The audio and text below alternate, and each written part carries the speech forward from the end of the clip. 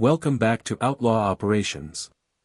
Tonight, we're diving into a chilling case filled with deception, greed, and betrayal. A story that seemed to be about love and ambition but ended in tragedy. Before we get into it, take a second to drop a comment. Where are you listening from? And if you enjoy true crime storytelling, hit that like button and subscribe. Now, let's settle in and get started.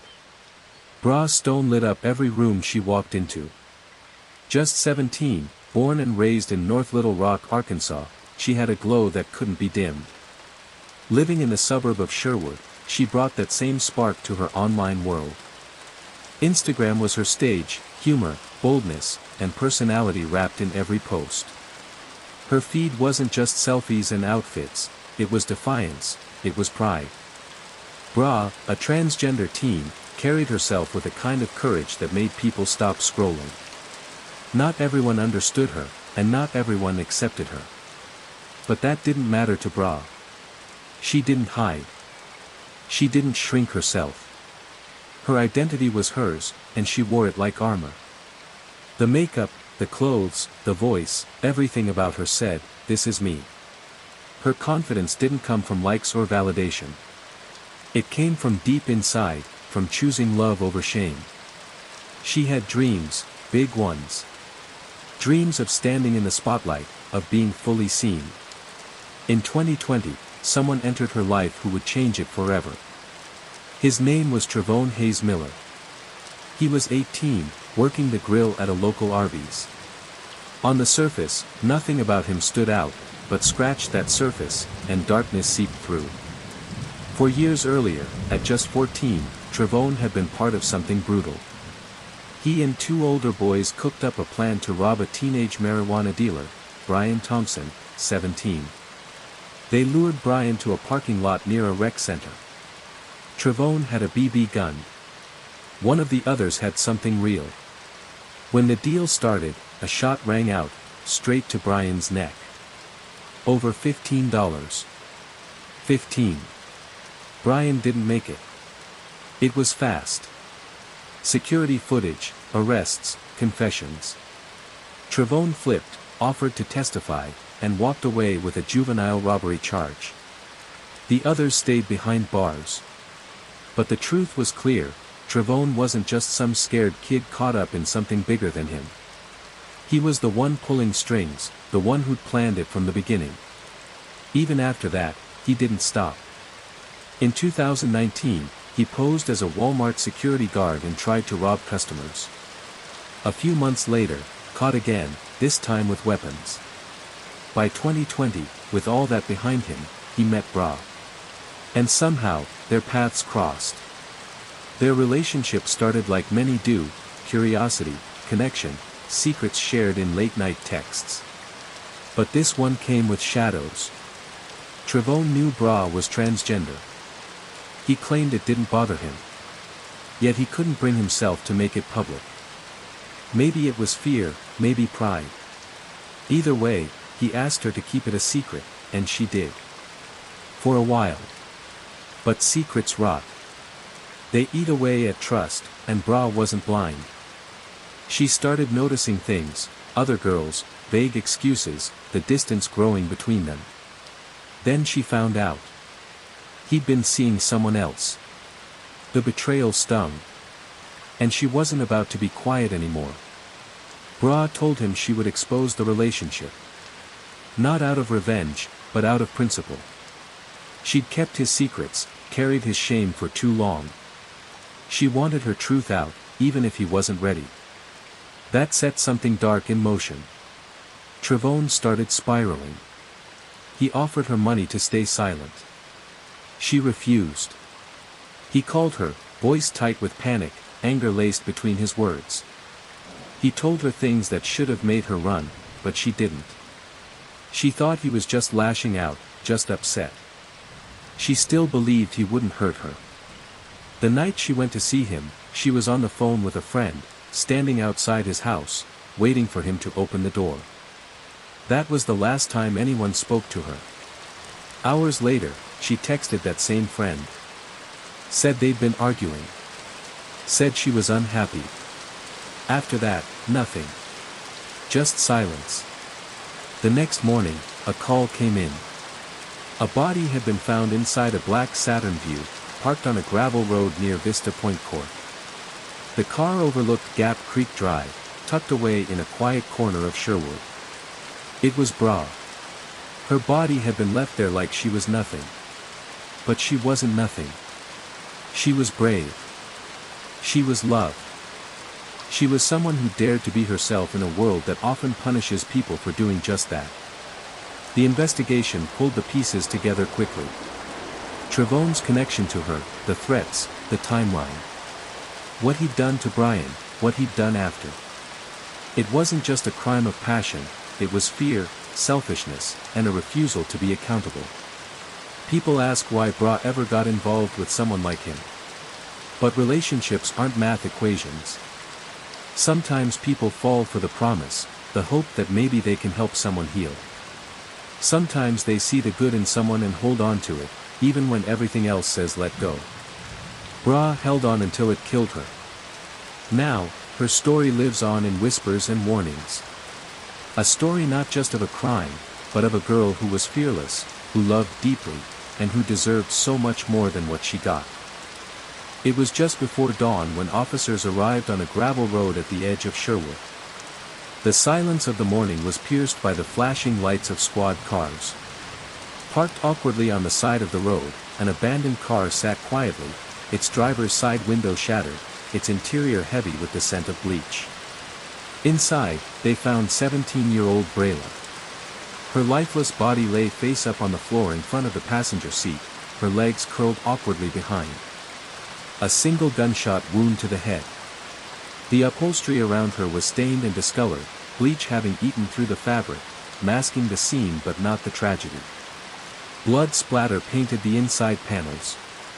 It was clear someone had tried to erase something, maybe guilt, maybe evidence. The news hit the community hard. A young life, a complex identity, and a violent end. But as reports spread, a cruel twist surfaced. Brayla's own family refused to honor her identity. In public statements and in her obituary, they referred to her using her birth name and male pronouns, posting pictures from before her transition, photos Brayla herself had moved past. In death, the same rejection she fought against in life became painfully public. Online, things got even darker. An Instagram account named Tap and Season surfaced, claiming responsibility for Brayla's murder, boasting about doing it for $5,000 and flashing stacks of cash in pictures. The post went viral overnight, and so did the outrage. But within a day, it turned out the account belonged to a 15-year-old boy chasing attention, not justice. No connection to the crime, just a reckless game. Still, the damage was done. Fear spread through Sherwood like wildfire. People wondered if the real killer was still out there. And the fact that the team behind the hoax wasn't arrested only made things worse. Trust in justice frayed at the edges. But behind the scenes, detectives were working. Quietly. Methodically. It didn't take long before a name kept surfacing, Travone. Friends of Brayla mentioned him. She'd been with him the night she died. The spot where her body was found. A place Travone often used for late-night meetups. Isolated. Close to home. Easy to escape from. A manager at Arby's, where Travone worked, reached out to police, sharing a strange conversation she'd had with him after the murder. Travone had sounded panicked. Said he'd screwed everything up and wouldn't be coming back to work. When she asked what was wrong, all he said was, "You'll know soon." She did. Everyone did. Travone was arrested a week later, on August 3rd. He was just 19. As the investigation unfolded, the motive became disturbingly clear. Prosecutors said Brayla had been planning to reveal her romantic relationship with Travone. He was seeing another woman at the time. The fear of being outed, of losing his image and maybe more, pushed him to the edge. He paid her to keep it quiet. But when she refused to stay silent, he silenced her instead. That night, they met in his usual spot. They talked. Maybe they argued. Then a gun was pulled. A single shot.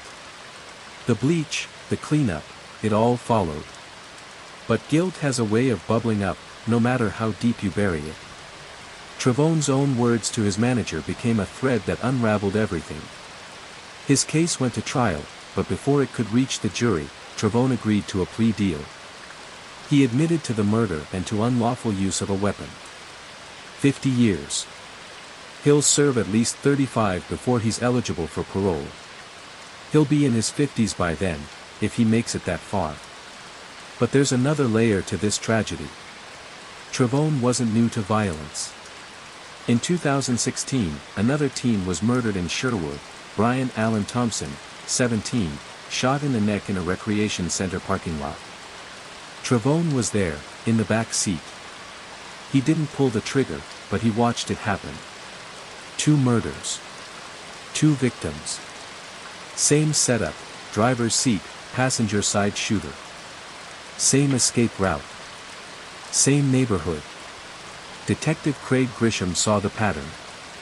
Familiar locations. Familiar methods.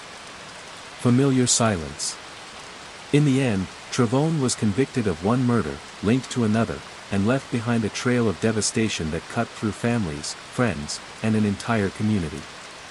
Brayla should have been celebrating her 18th birthday. Instead, her memory became a battleground for respect and truth. Her story, though painful, shines a light on the dangers faced by those who live their truth in a world that still struggles to accept them.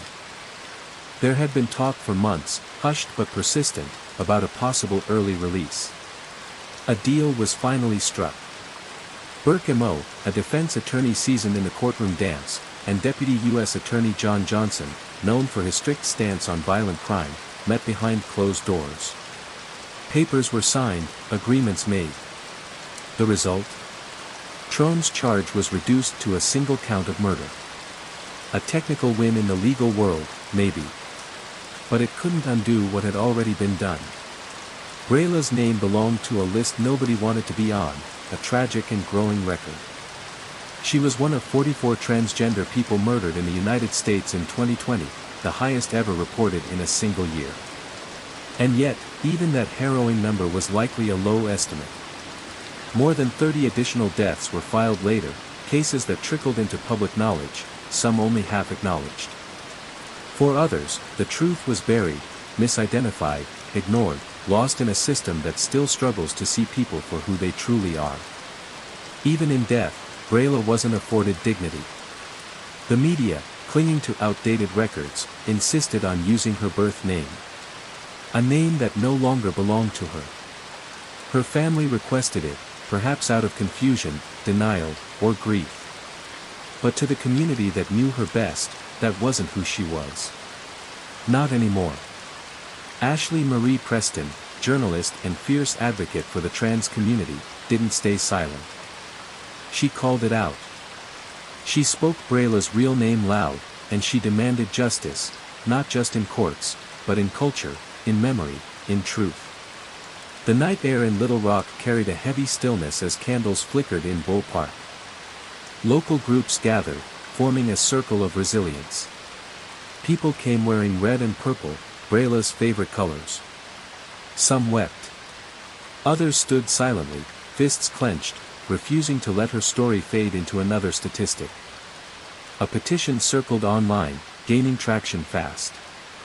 Over 100,000 signatures pressed for answers, accountability, and change.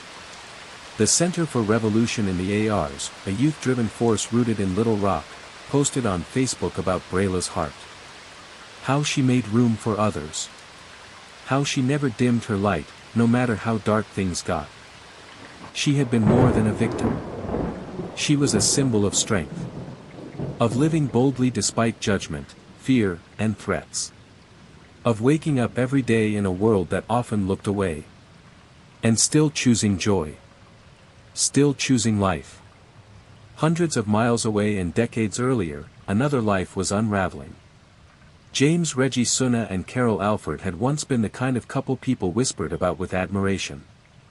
They were childhood friends turned sweethearts, walking the same hallways in their Charleston high school, sharing notes, dreams, and secret glances. By the time they turned 15, they were inseparable. They made each other laugh. They fit. The kind of first love that makes everything else feel temporary. There were photos. Old black and white prints, James with his arm around Carol, her head tilted just slightly against his shoulder. Eyes filled with the kind of light that only youth and hope can bring. They had plans. Marriage. A house. Kids. Forever. But life had its own script. In 1962, after graduation, James was drafted. The military swallowed him up fast, and Carol was left behind with little more than love letters and a quiet heartache. He promised to write. And for a while, he did. But then, silence. No more envelopes. No return address. Just, nothing. Vietnam took more than limbs and lives. It took connections. It left people stranded in waiting. Carol tried to move forward. She enrolled in college. She worked at the Air Force Base. Eventually, she married. It didn't last. No children. No fairy tale. In 1975, she married again. Richard Alford. They had a daughter, Rhonda, 2 years later. But happiness still slipped through her fingers. Richard was charming when sober, but alcohol made him cruel. Violent. Over time, the bruises grew harder to hide. The pain more difficult to swallow. By the mid-80s, Carol had endured enough. She filed for divorce and fled with Rhonda. But Richard wouldn't let go. He followed her, stalked her, sent threats masked as apologies. Everyone around her feared what might come next. Still, nothing prepared them for what happened that day in 1987. The doorbell rang. Carol answered it without a second thought. Rhonda, just a child, sat nearby, oblivious to the storm about to shatter her world. Richard stood on the doorstep. Drunk. Armed. Determined. He raised the gun and fired. Carol collapsed in a pool of her own blood as Rhonda screamed for help. Richard walked away. He drove until the roads gave out and then ended his own life with a second pull of the trigger. By some cruel miracle, Carol survived. The neighbors had heard the shots. They rushed over. Paramedics arrived. She was rushed to the hospital in critical condition. Days turned into weeks of surgeries. Blood transfusions. Tubes. Machines. Her body fought hard. And when it was over, she opened her eyes, but she had lost vision in one. Her body was never the same. She would never again walk without pain. The scars weren't just on her skin. Her health declined as the years dragged on. In the late 90s, doctors delivered another blow, liver cancer. As she began treatment, they discovered something even worse. She had unknowingly been infected with hepatitis C years earlier during her hospital stay. A silent killer. One she'd never been warned about. The virus had quietly shredded her liver, and now she faced a ticking clock. Treatment became her new normal. Daily meds. Constant monitoring. The fight continued. The gunshot wounds had cost her not only her health but her livelihood. She couldn't stand for long. Couldn't lift. Couldn't return to the Air Force Base. Instead, she found work at a cable company call center. It was the best she could do. And what about James? His war didn't end in Vietnam. He returned home battered and broken, both inside and out. A landmine almost claimed his leg. He spent months in a hospital, relearning how to walk, haunted by images he never spoke about. And somewhere in that pain, he disappeared from Carol's life for good. Two lives once tangled in love. Torn apart by war, abuse, violence, and fate. One lived on through pain, through years of silent suffering, through the quiet strength of motherhood. The other became a ghost, remembered only in old photos and lost letters. And Brayla, she became a spark. A name chanted in protests, written on posters, whispered in vigils. A life that spoke even louder in death. These stories are not just about tragedy. They're about the things we carry. The violence we survive.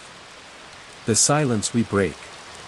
And the justice we keep demanding, even when the world stops listening. James was never supposed to make it home. He had been mistakenly listed among the dead, his name etched into government records as one of the many who didn't survive the war. Even his family had mourned him, held memorials, cried over an empty grave. But James didn't die. He clawed his way back from death's doorstep and returned home years later, damaged, changed, but alive. By then, the world he knew had moved on. Carol had moved on. She had no reason to think otherwise.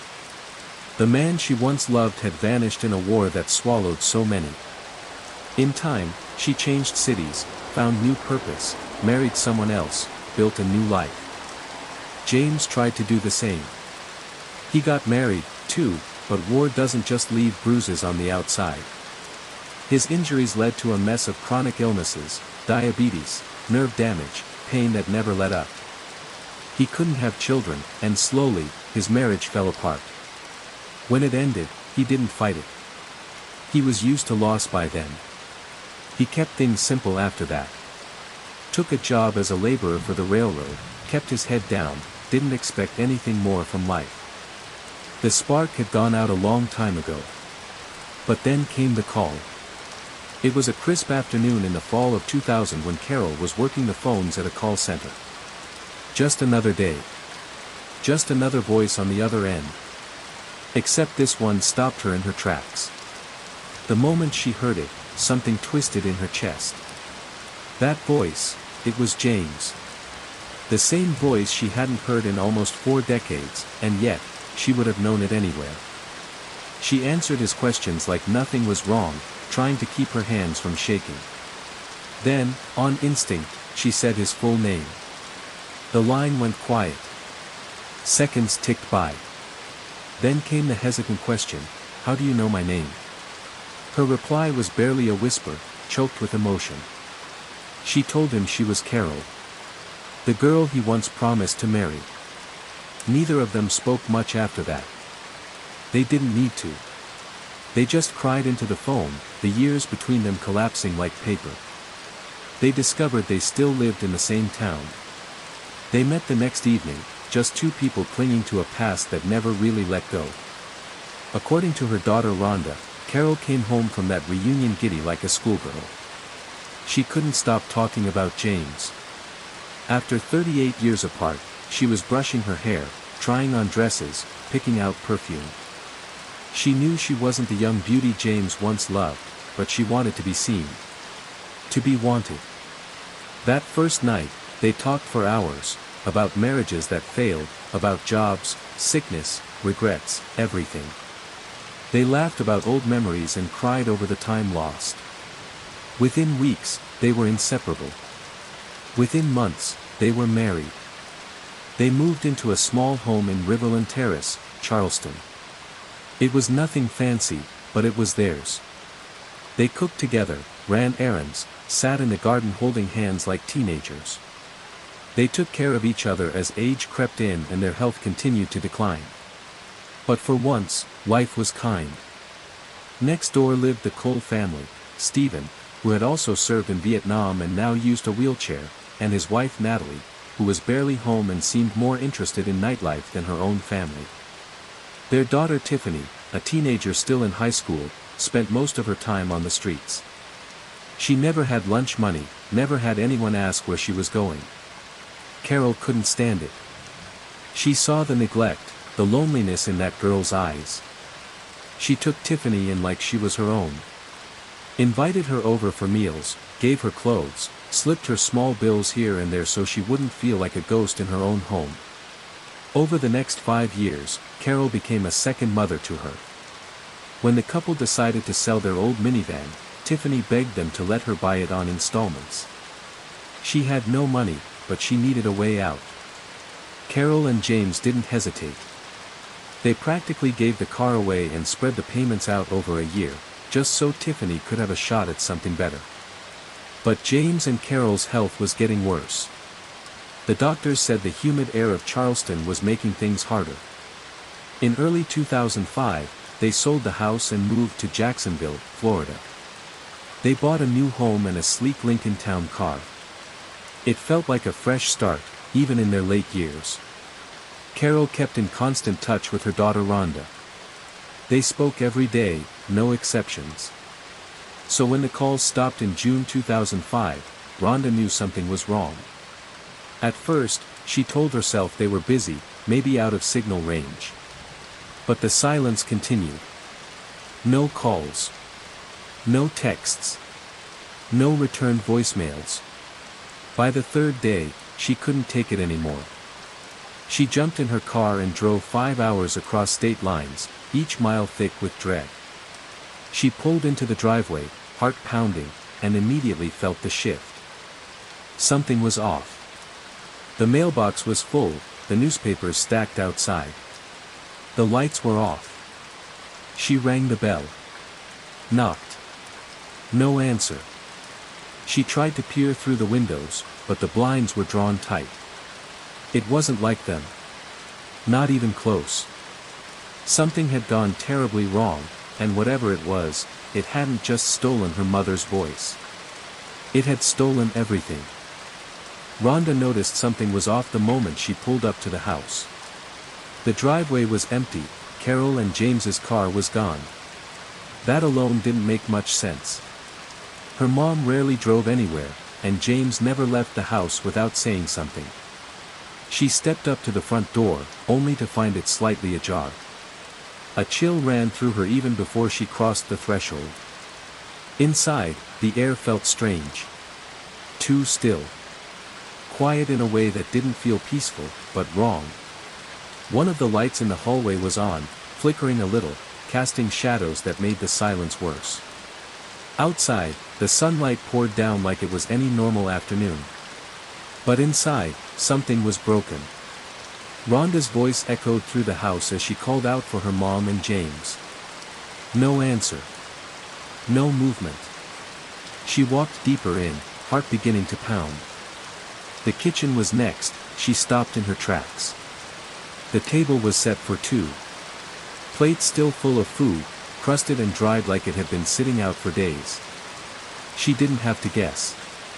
That dinner hadn't been touched in at least 3 nights. Forks resting beside untouched meatloaf and mashed potatoes, now stiff and darkened.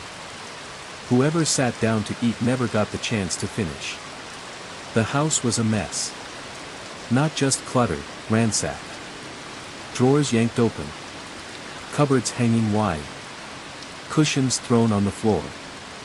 As if someone had been looking for something, fast and without care. Her gut tightened. She headed to the bedroom. That's where it got worse.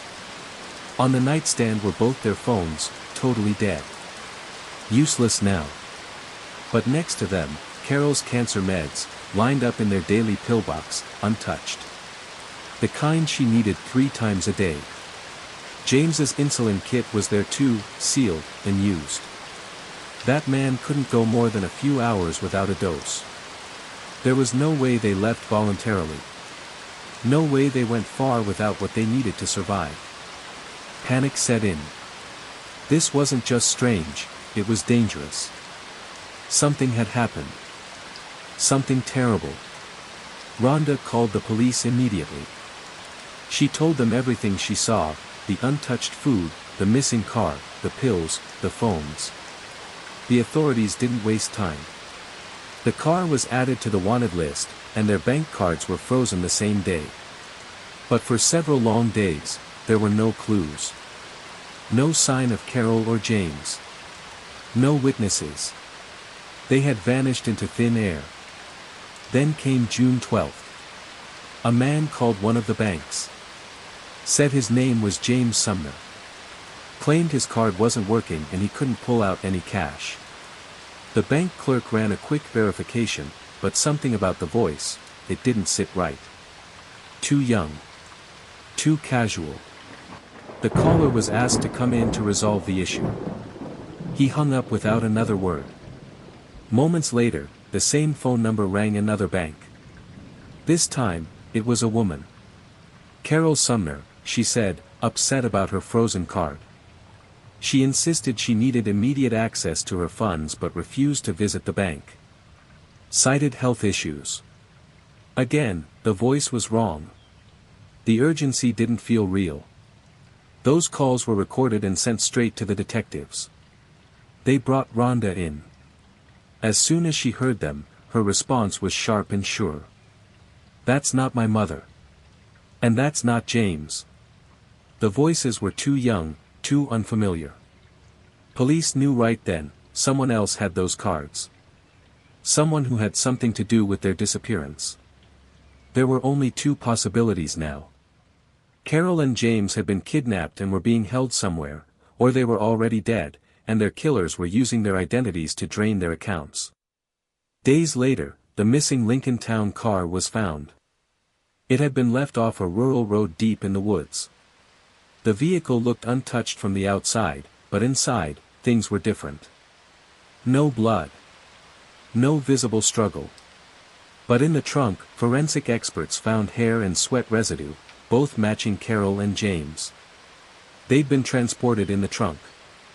Their own car had become a prison. The investigation turned to their bank records. Transactions had been made after the couple had disappeared. ATM withdrawals. Thousands of dollars taken out. Surveillance footage showed a young man at the machines, face partially obscured by a hoodie. No clear ID. Police traced the calls used to contact the banks. The SIM card was prepaid, purchased just days before the couple went missing. Whoever used it knew what they were doing. But one call stood out. On June 6, that same number had been used to contact a car rental company. A Mazda RX-8 had been rented under the name Tiffany Cole. Rental car GPS tracking revealed the Mazda had been parked at a hotel in Charleston. Police moved fast. A tactical team stormed the hotel room registered under the rental agreement. Inside, they found three young people, 23-year-old Tiffany Cole, her 24-year-old boyfriend Michael Jackson, and a 19-year-old named Alan Lindell Wade. The room looked like a shopping spree gone mad. Boxes, receipts, luxury items, clothes, perfume, electronics, all scattered across the beds and floor. Expensive alcohol lined the dresser. They were stunned when the police burst in. Handcuffs clicked fast. No one fought back. Each suspect was taken to a separate room at the station. At first, they acted confused. Claimed not to understand what this was all about. But the lies didn't last. A search of the hotel room uncovered items that couldn't be explained away. Carol's jewelry. James's rare coin collection. Their bank cards.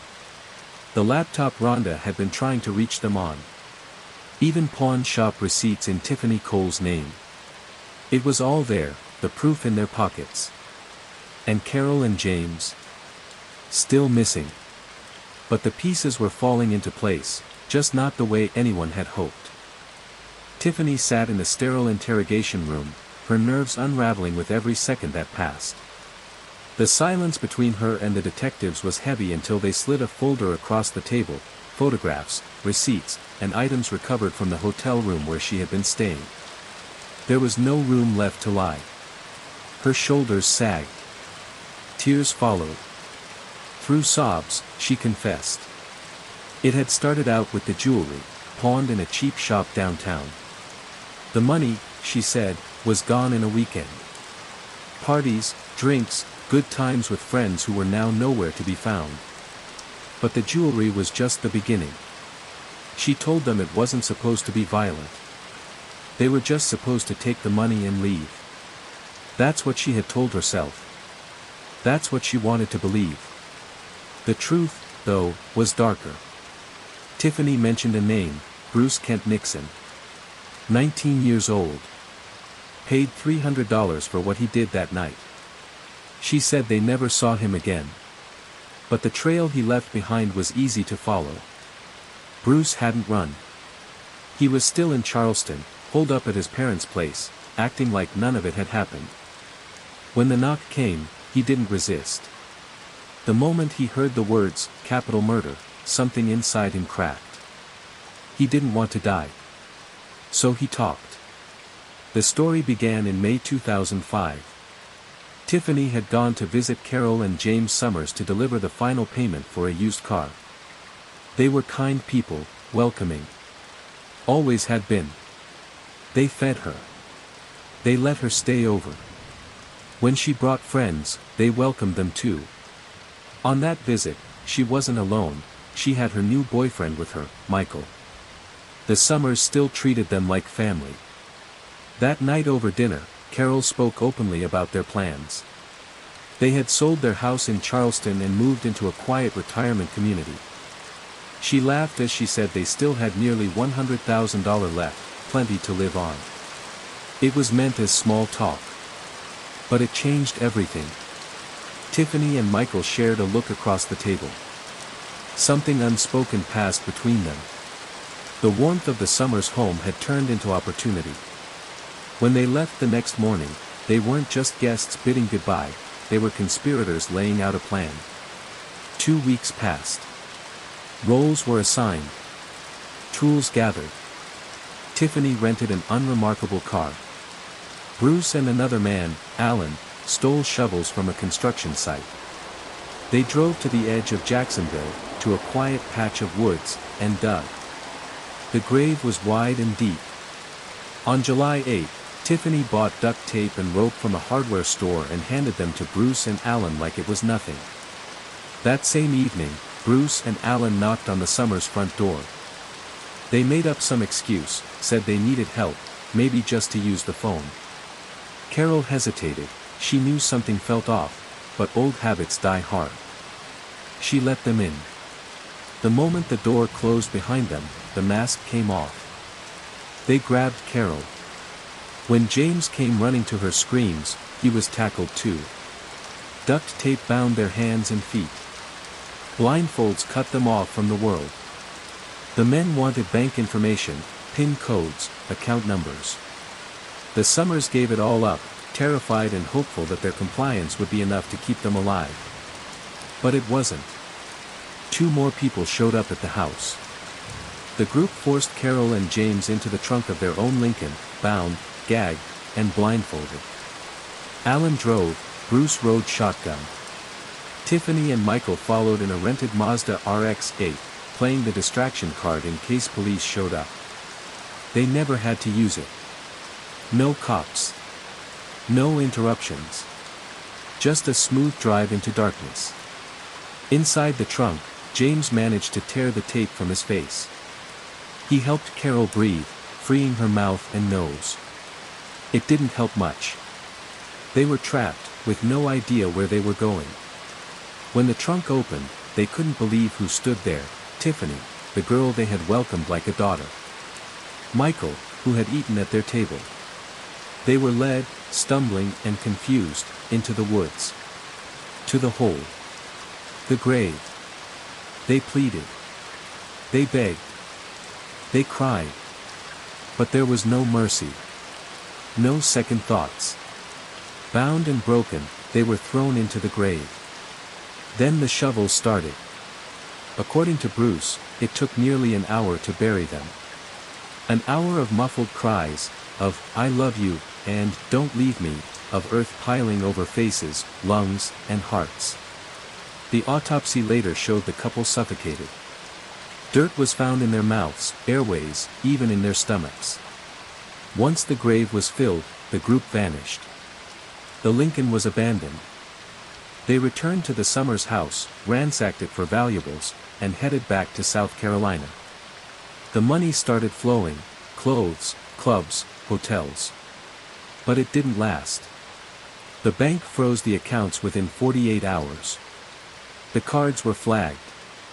The game was over before it even started. For days later, every one of them was behind bars. Every lie, every cruel decision, traced back to that one night. Bruce, the youngest, the most reckless, was the only one who told it all. From the beginning to the end. From the friendly dinner to the silent, suffocating grave in the woods. Tiffany had started with the jewelry. But she ended with blood on her hands. Michael lost control the moment he found out about the money. That's what she claimed later, said he snapped when he heard how much the Summoners had pocketed from the house sale. But her lawyer insisted she hadn't killed anyone, just got swept up in something bigger than herself. An accomplice, not the mastermind. It didn't matter. Not to the jury. Because she wasn't just watching from the sidelines. She helped plan it. She rented the car they'd use. Came up with a backup plan in case cops started chasing. Even helped dig the grave for the couple like it was just another task on a checklist. Cold. And after the murder? She wasn't hiding or haunted. She was out flaunting stolen jewelry, trying on new clothes, smiling wide in pictures from a rented limo they took to celebrate. Like their victims were just stepping stones. Bruce Nixon, he was the one who'd actually swung the weapon. He didn't fight the verdict, life, no parole. As for Jackson, Tiffany, and Lindell, they all got death. They pushed back, filed appeal after appeal, hoping for a miracle. But none came. The sentence held. Still, even after 18 years, in 2023, they remained on death row. The punishment hadn't caught up to them yet. That case was still fresh in some minds when another name began to make headlines, Jessica Herringer. 25, a mother, manager at a gas station in Norton Shores, Michigan. Soft-spoken, always smiling. The kind of person people liked right away. She worked long shifts at the Exxon near Lake Michigan, clocked in most nights so she could take care of her little boy, Zen. She wanted more for. Christian had been pacing ever since Jessica vanished. The unease in the air hadn't lifted for days. It was his colleague, someone they both knew, who had seen the man near the minivan the night Jessica disappeared. With his help and Christian's, police sketched out an image of the stranger, light-skinned, wavy dark hair, heavy-set, standing just under 6 feet. The composite was released 3 days after Jessica went missing. Calls flooded in. But none of them led anywhere. Just dead ends and lookalikes. That van, a silver Chrysler minivan. On any other day, it wouldn't stand out. That was the problem. In Michigan alone, 15,000 people drove the same one. Finding the right driver was like trying to pick a single snowflake out of a storm. Each tip was another rabbit hole. At first, the spotlight fell on Dakota Quayle D., Jessica's boyfriend. Their relationship had been rocky, frequent fights, tension that lingered in the air. But he swore he never hurt her. When detectives showed up, he didn't dodge questions. He opened up his life. Said he was home that night with their little boy, just 3 years old. No car to go anywhere even if he'd wanted to. They pulled his phone records. Every ping placed him right where he claimed, at home. The suspicion didn't stick. He was cleared. Jessica, by all accounts, was magnetic. Kind, warm, always smiling. People gravitated to her. And sometimes, they misunderstood that warmth. Like Jess Ammerman, a 37-year-old plumber, married. He stopped by the station the night Jessica vanished. Around 9:30 p.m., he walked in and, out of nowhere, poured out his feelings. Told her he was ready to leave his wife. Said he loved her. But Jessica didn't feel the same. She turned him down. After that, he called his wife. They talked for nearly an hour. When police brought him in, they put him through everything, questioning, a polygraph, even spoke with his wife. He didn't budge. The timeline lined up. He went home. He was no longer a suspect. Then came another name, Rob Fett. He was the brother of the Exxon gas station manager. He said he passed by around 9 p.m., same night. Saw Jessica behind the counter. Said she looked off. Sad, distracted. He asked about it. She mentioned some family stuff. Rob offered her a place to stay if she needed space. She politely declined. He made a quick purchase, then said he headed out to fish at the lake. Investigators dug through his phone records, looking for cracks in his story. But everything checked out. Another name scratched off the list. Still, there was no sign of Jessica. No clues, no trace. Authorities brought out the big guns, search teams, helicopters, trained dogs. They combed through homes, wooded areas, and even Lake Michigan. But every search came back with the same conclusion: nothing. Then came a chilling echo of Jessica's case nearly a year later. February 2014. A young woman, blonde, glasses, walking home alone after dark. A man snatched her off the street. He dragged her to his apartment and assaulted her. Threatened her life. She thought she'd never walk free again. But somehow, he let her go. Hours later, she was safe, physically, at least. The man responsible was Brad Allen Mason. 42 years old. Known to the system. A 2004 kidnapping conviction. Indecent exposure in 2011. When police moved in to arrest him, he pulled what looked like a gun. It was fake, but they didn't know that. He was shot and killed on the spot. What haunted detectives most? He lived right across from the gas station Jessica worked at. Just steps away. But no link could be made. Nothing tied him directly to Jessica. Time kept moving. 2 years passed. Then, in 2016, another woman, this one coming home from a party, got lost on a dark, unfamiliar street. A silver minivan rolled up next to her. The man behind the wheel asked if she was all right. She said she was fine but asked to borrow his phone. He agreed, but only if she got inside the van. She hesitated, then climbed in. The door locked. The man turned and said the phone was dead. Then came the gun. He ordered her to stay quiet. Panic spread through her chest like wildfire. As he drove, she started feeling sick. Said she needed air. When he cracked the window, she didn't wait.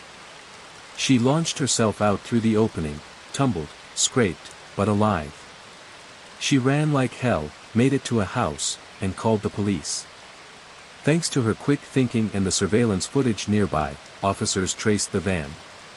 It belonged to a man named Jeffrey Willis. 46. Lived a quiet life, worked in a factory. No record. No red flags, until now. Inside his van, police found a Walther P.22 pistol. It had been reported stolen by one of his colleagues. When they searched his home, what they uncovered was the stuff of nightmares. A box filled with handcuffs, ropes, chains, gags. A vibrator. A camera. A bullet matching the pistol. There were insulin syringes too, filled with an unknown liquid. Sedatives. Viagra. Gloves. A diagram of a woman's body, with injection points marked out. Then they checked his computer. What they found there couldn't be unseen. There was something deeply unsettling about Jeffrey Willis. He blended in, quiet, average, forgettable even, but behind that ordinary exterior was a man who harbored darkness far deeper than anyone could imagine. It began with suspicions, with little things that didn't sit right. Hidden deep inside a ventilation duct in his home, investigators found a hard drive. On it was a disturbing collection of videos, secret footage Willis had taken of young women, his neighbors, swimming in their backyards. None of them had any idea they were being watched. Each file was methodically labeled, each image stolen from the lives of unsuspecting victims. Then came the folder named Victims. Inside, 2 subfolders. One labeled Jessica Haringa. The other, Rebecca Blech. Rebecca's name already haunted the local headlines. 36 years old, she was vibrant, active, loved by her family and community. On the night of June 29, 2014, she went out for a run like she always did. But she never came home.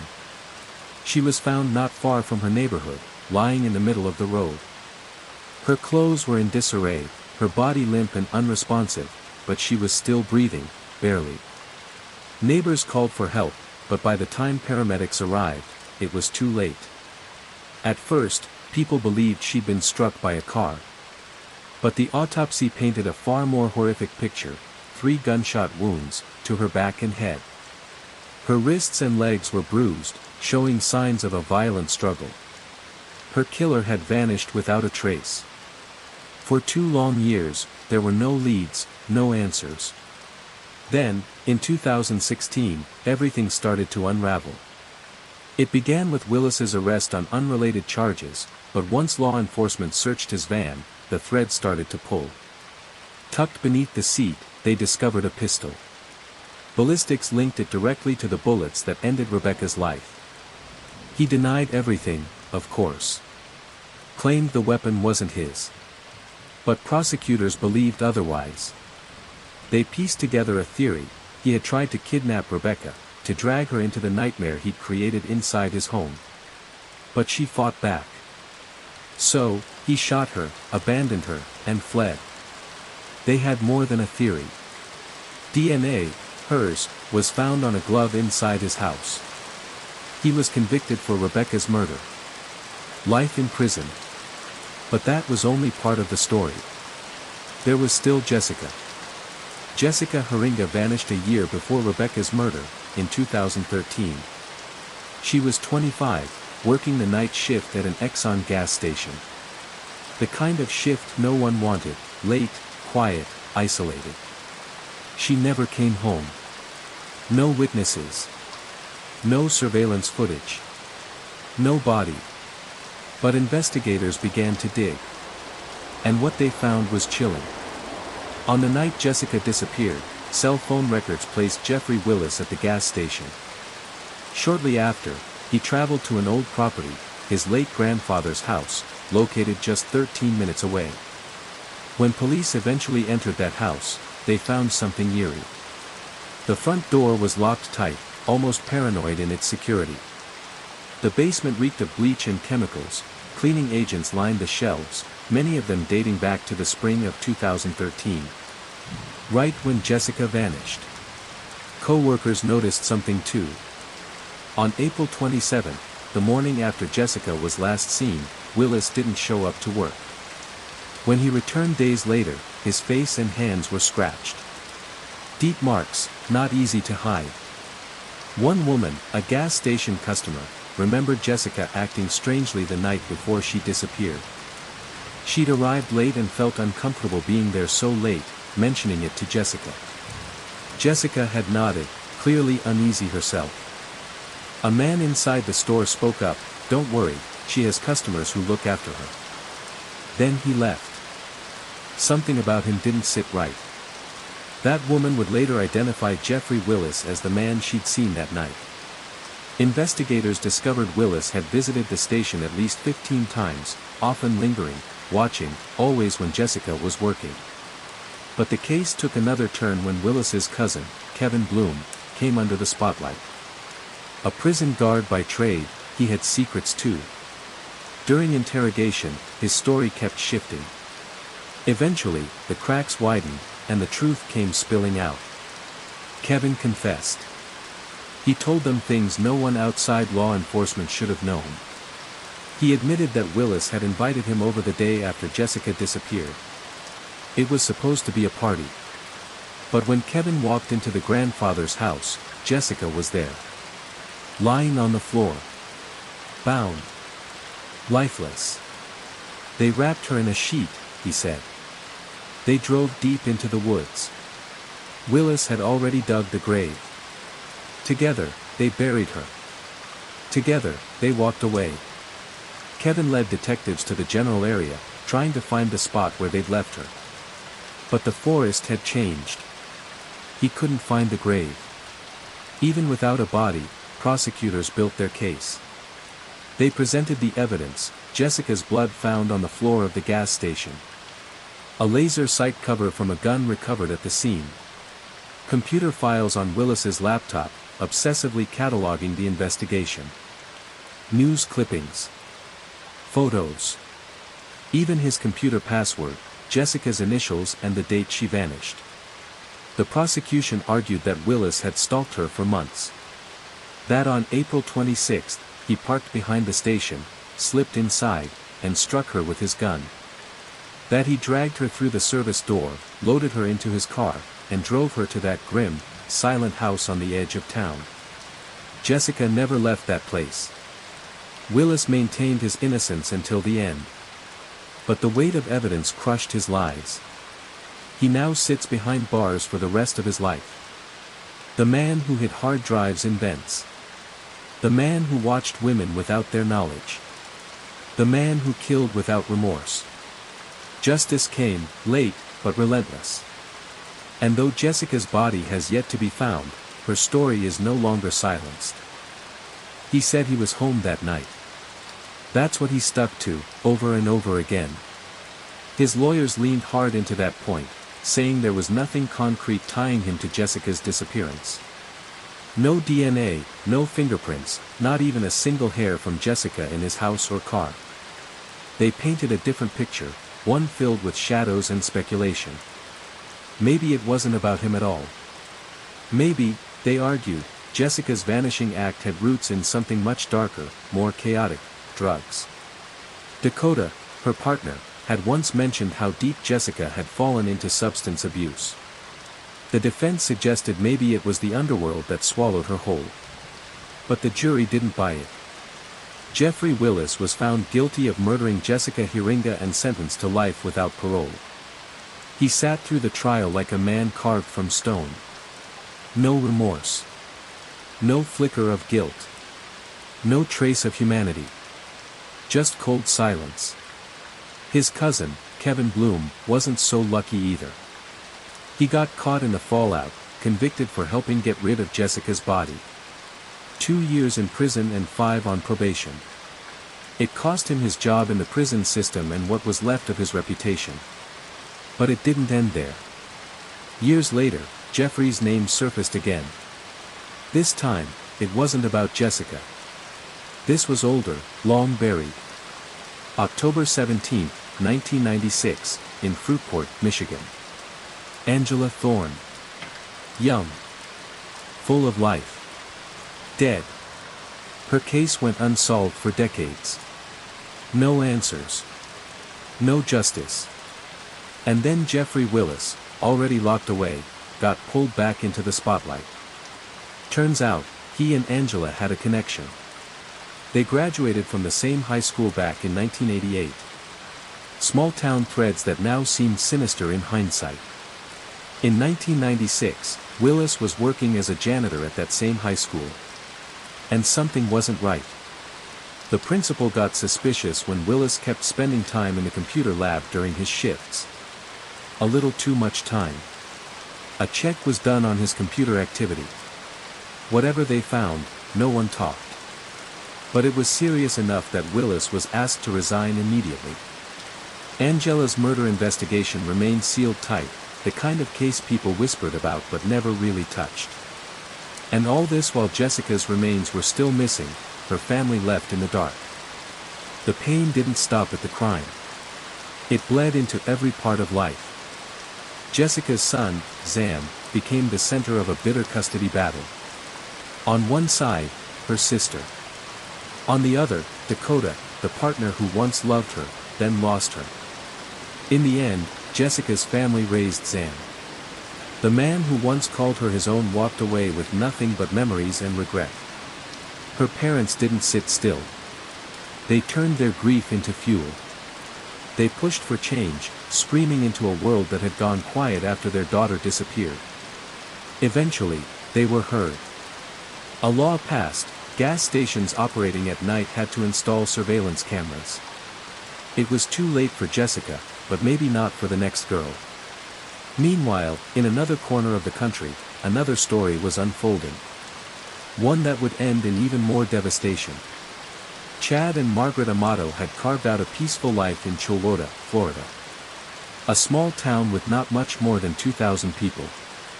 They had a big house, a sprawling bit of land, and years of memories. Margaret had been married before. Her son, Jason, was 3 when Chad stepped in and raised him like his own. Then came Cody. Then Grant.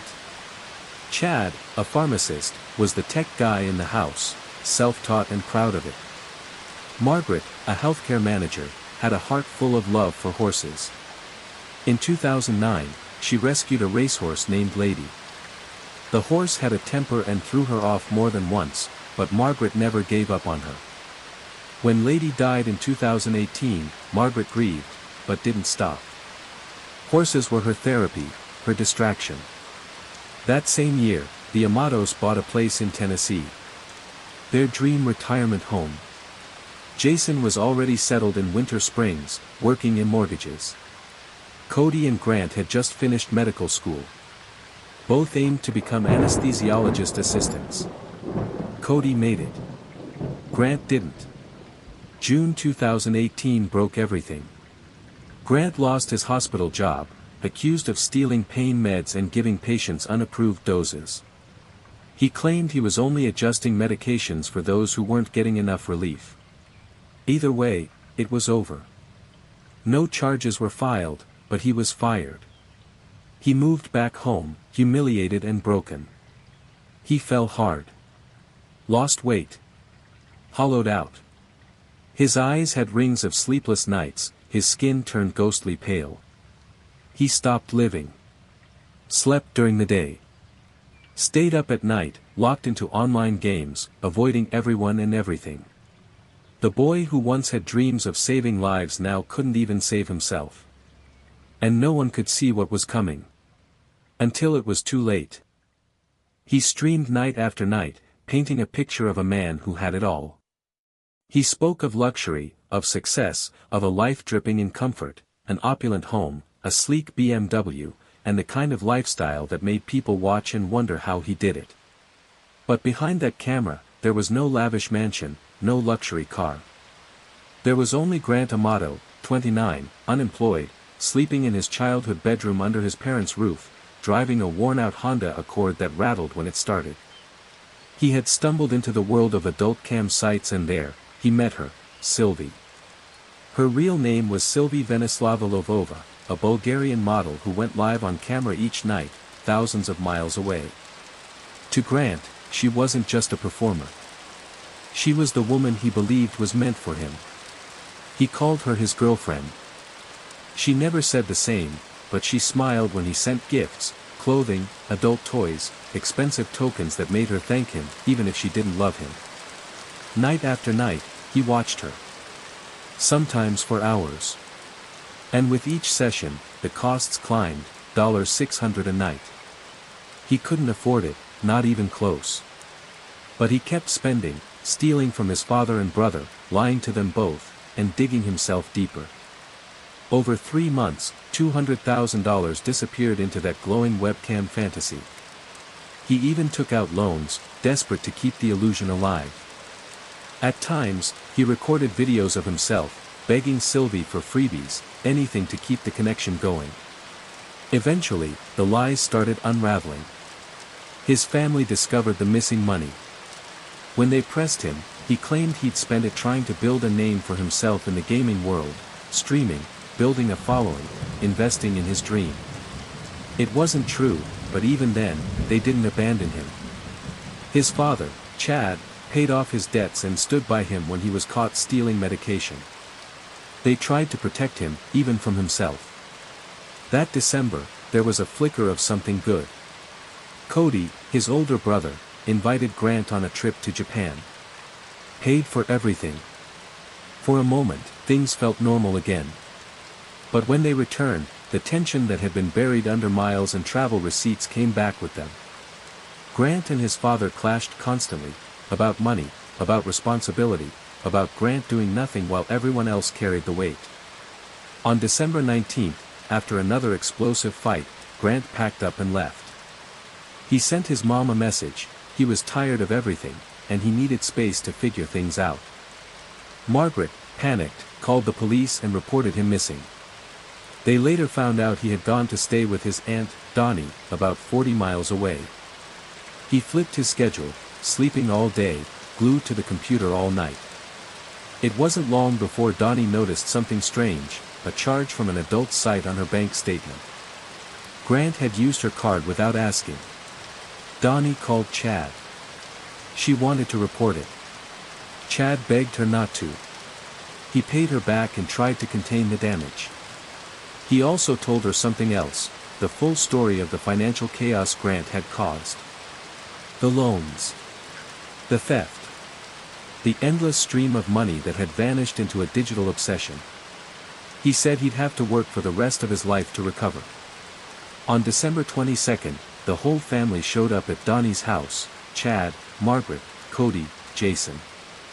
They sat Grant down and told him it was time to get help. Not just for the theft or the lying, but for the addiction that was eating him alive. Pornography had become an anchor around his neck, and they were trying to pull him up before it dragged him under. They convinced him to check into a rehab facility. 2 months.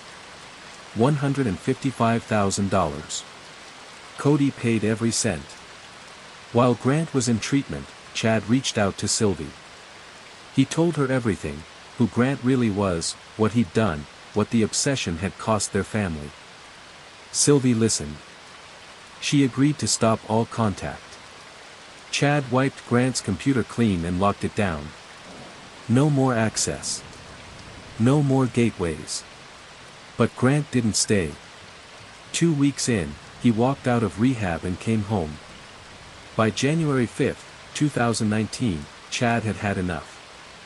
He took Grant to a pizzeria and laid it all out, no more middle ground, no more tolerance. He had written down rules, each one firm, unshakable. No more late nights on the computer. No more messages to Sylvie. He had to get a job. Start paying back the money. Get medical help if needed. And if he broke any of it, he was out, no home, no safety net. Maybe even the military. Grant agreed. At least, he said he did. But the weight of reality doesn't vanish with a promise. And some obsessions, once they take hold, don't let go so easily.